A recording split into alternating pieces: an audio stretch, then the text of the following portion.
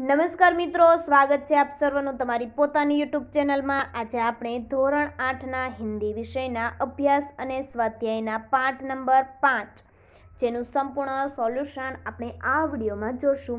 આપણે આ ચેનલમાં ધોરણ 8ના અભ્યાસ અને સ્વાધ્યાયના બધા જ પાઠના વિડીયો સોલ્યુશનની લિંક તમને નીચે ડિસ્ક્રિપ્શન બોક્સમાં મળી જશે। તો ચાલો આપણે શરૂ કરીએ ધોરણ 8ના હિન્દી વિષયના અભ્યાસ અને સ્વાધ્યાયના પાઠ નંબર 5નું સોલ્યુશન।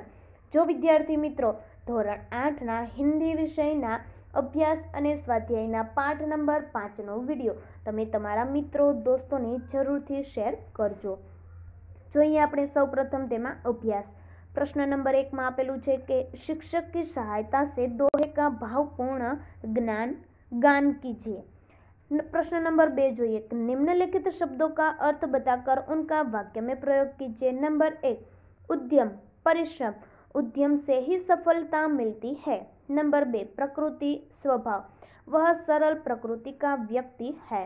नंबर 3 खैर, कुशलता, मैं आप सबकी खैर चाहता हूँ। नंबर 4 कुसंग, बुरी संगति, कुसंग करने से हमारा पतन होता है।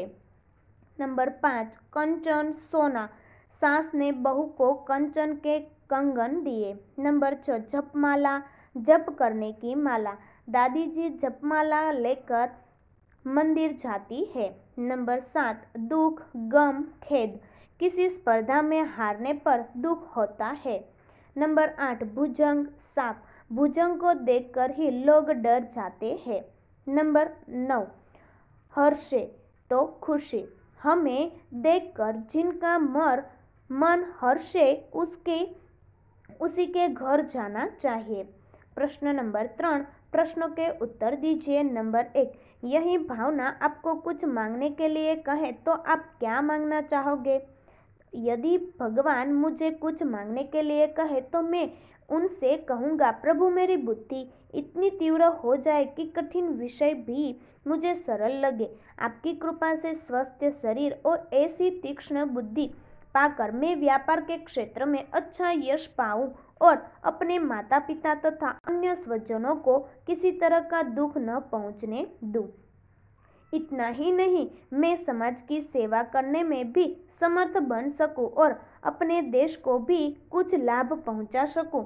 इस प्रकार मैं भगवान से अपने परिवार, समाज और देश को सुखी बनाने की शक्ति और सामर्थ्य मांगूंगा। त्यार पछी नंबर 2 अच्छे व्यक्ति की संगति से आपको क्या लाभ हो सकते हैं? अच्छे व्यक्ति की संगति से मैं अपनी बुरी आदतें छोड़ सकूंगा, मेरा चरित्र अच्छा बनेगा, मेरे विचार अच्छे बनेंगे, मेरी बुद्धि अच्छी बनेगी, मैं समय का सदुपयोग करूँगा।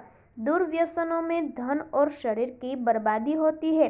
अच्छे व्यक्ति की संगति मुझे इस बर्बादी से बचाएगी, उससे मुझे अपने निर्धारित लक्ष्य की ओर बढ़ने की प्रेरणा मिलेगी, सभी बाधाओं को दूर करने के उपाय मिलेंगे, जीवन में सुख शांति से रहने का तरीका मिलेगा। इस प्रकार अच्छे व्यक्ति की संगति हर तरह से मेरे लिए वरदान सिद्ध होगी। त्यार पछी नंबर 3 लोग धर्म के नाम पर कौन से आडंबर करते हैं?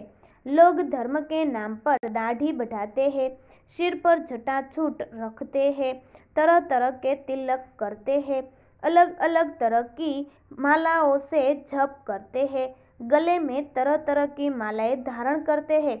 धर्म के नाम पर लोग देव देवियों के भोग के नाम पर तरह तरह के व्यंजन बनाकर उनके सामने रखते हैं, भगवान पर सोने चांदी के आभूषण चढ़ाते हैं। धर्म के नाम पर कहीं कहीं पशुओं की बलि भी दी जाती है। इस प्रकार धर्म के नाम पर लोग अनेक प्रकार के आडंबर करते हैं। नंबर 4 लोग किन किन कारणों से भीख मांगते हैं? तो नंबर 1 कुछ लोग जीविका का कोई साधन न होने पर मजबूर होकर भीख मांगते हैं। नंबर 2 कुछ लोग भूकंप, बाढ़ आदि प्राकृतिक प्रकोपों में सब कुछ नष्ट हो जाने पर भीख मांगते हैं। नंबर 3 कुछ लोग अपाहिज हो जाने पर पेट भरने के लिए भीख मांगने लगते हैं।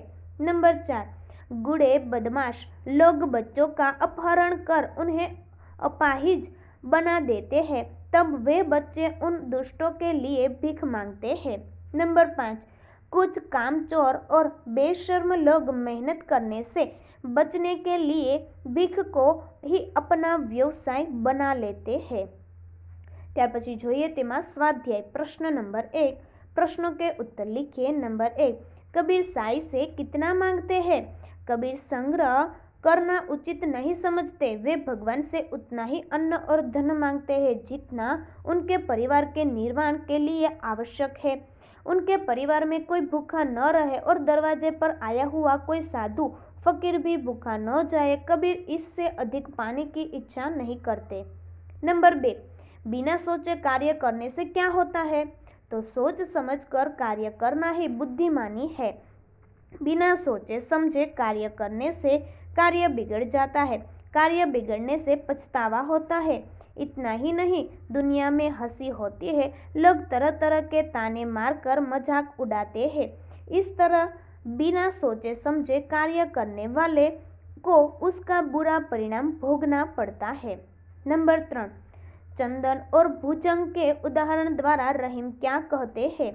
तो रहीम मानते हैं कि उत्तम स्वभाव वाला व्यक्ति बुरे लोगों के साथ रहे तो भी उनसे प्रभावित नहीं होता। चंदन के पेड़ पर सांप लिपटे रहते हैं, परंतु चंदन में उन सांपों का विष व्याप्त नहीं होता।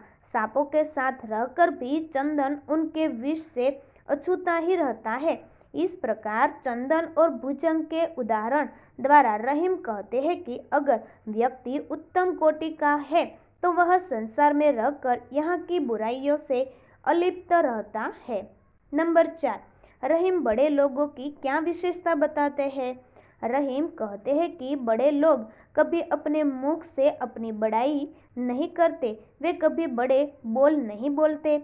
बड़ी बड़ी बातें कर अपना बड़पन दिखाना उनके स्वभाव में नहीं होता। जैसे हीरा कीमती रत्न होता है पर स्वयं अपनी कीमत नहीं बताता, उसी तरह बड़े लोग खुद कभी अपनी प्रशंसा नहीं करते। नंबर 5, तुलसीदास किसके घर नहीं जाना चाहते? तुलसीदास अपनेपन की भावना को बहुत महत्व देते हैं।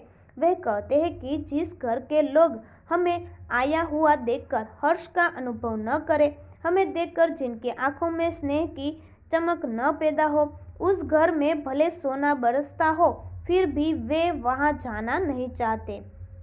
ત્યાર પછી प्रश्न नंबर 2, इस इकाई को दोहे में से आप कौन से सद्गुण ग्रहण करेंगे?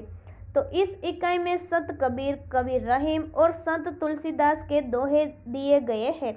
कबीर की सीख है कि हम आवश्यकता से अधिक पाने की इच्छा न रखें, जो भी काम करे सोच समझ कर करे, अपने मुख से अपनी प्रशंसा करने से बचे, बिना स्वास्थ्य के सबका भला चाहे। रहीम जी सीख देते हैं कि हम दूसरों से कुछ भी न मांगे, अपने स्वभाव को हमेशा उत्तम बनाए रखें।